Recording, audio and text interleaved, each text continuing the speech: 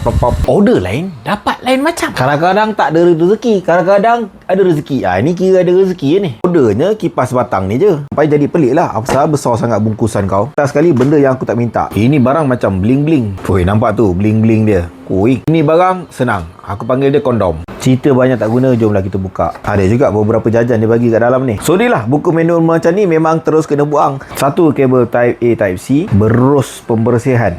Wow, ini rare. Inilah dia barang paling penting. Beli kipas, kalau tak dapat kipas memang walap teruk. Aku test jap angin dia pada speed 199.